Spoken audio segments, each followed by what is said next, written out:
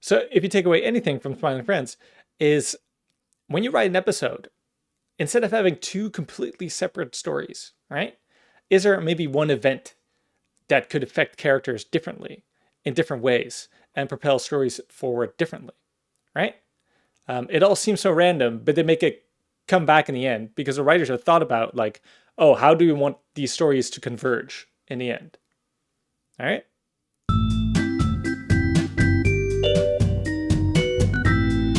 So you might think that Smiling Friends is a zany, wacky show that's completely random, but it's actually quite structured. And it can only be so zany and quirky and random because it is so structured. So the A story is the Smiling Friends help Mr. Frog try to get his show back, while the B story is that Gleb wants Mr. Frog's job. So let's take a look at beat by beat. We have A story. Frog loses his job. Mr. Frog loses his job. Then the Smiling Friends want to help him. First beat of the B story. Gleb goes to get the frog's job by spitting. The Smiling Friends knock on Mr. Frog's door, try to help him, and he has this wonderful house, and now the stakes rise because he would lose his house if he doesn't get his job back soon. However, they also find out that he's a gigantic douche. So this is going to be more difficult than they thought to rehabilitate his image. Meanwhile, Gleb kills the table read for this new role that he got. But the stakes rise again in the B story as well. Because not only can't he can't spit anymore, which made him get the role in the first place, he also there will also be 200 million viewers that will watch his finale, and he can't do the exact thing that he was hired to do. So he's going to embarrass himself. Then the A story continues, where the Smiling Friends think of saving Mr. Frog's image by having him get in touch with his fans, which ends disastrously. So instead of that, they think of a way to write a check that always does well. But instead, he cuts off this lady's arms. This show's wild. This show's wild. Instead, he cuts off this lady's arms. So instead, they go to the Jimmy Fallon show, which has been set up before. But he even says some more outrageous stuff. Meanwhile, the B story continues. There's the third beat of the B story, where the director or the producer and Gleb have a falling out, and he can't spit anymore.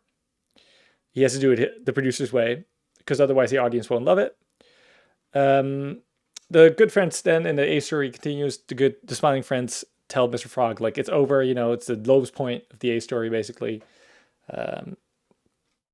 So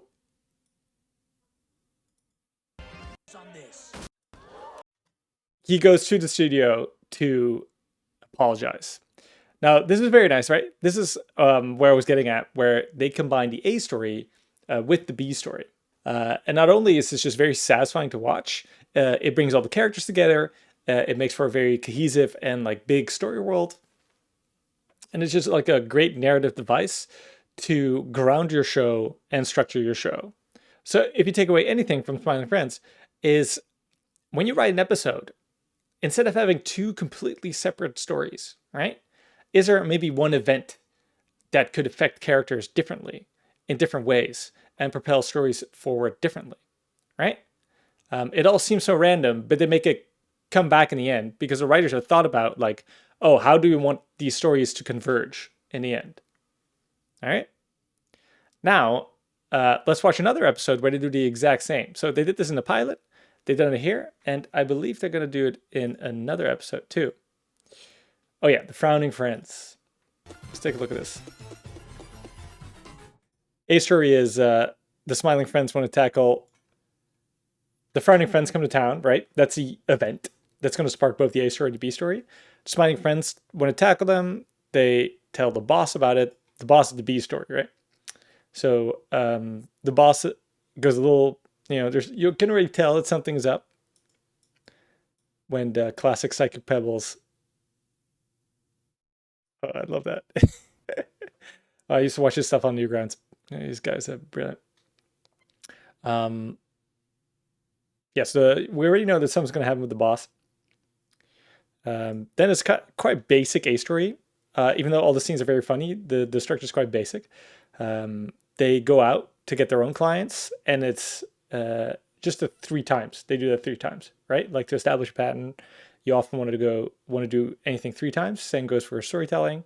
First guy, they've been beaten to the punch, which is hilarious. Second guy, been beaten to the punch. Third guy, they have not been beaten to the punch. They make some progress, but then, frowning friends come and just like beat him down even further, reminding him that helium is going to run out, which is crazy and true. I Googled after watching this episode. Then we'll go back to the B story. So because it's only 11 minutes, it's quite scarce, the amount of beats that you have, right? So I think they only have like 5 or 4 beats, very quick ones for the B story. So first he talks to his imaginary investor friends, right? And then the boss goes a little cray-cray and gets his automatic rifle from the start. The A story continues. The smiling friends won't stop the speech from the frowning friends, which is like, they're this whole episode long they've been gaining followers, and this is like the climax of that. And here we see once again that the A story and the B story combine. Although this time it is the B story that is the agent of change instead of the A story. Previously we saw Mr. Frog getting his stuff back, right? His job. But now it's the B story, the boss man, who's going to be the agent of change, because he's going to run at them with his AR rifle and then make the guy piss his pants, which exposes him as a fraud in the way that he does care. He doesn't want to die, even though he says life is meaningless and that disperses the crowd. Nice little ending, and then the Renaissance man come and shoot them. I don't know, man. See, this is why screenwriting is an art and not a science. Because yeah, like, do you need to put that scene in there? No, absolutely not.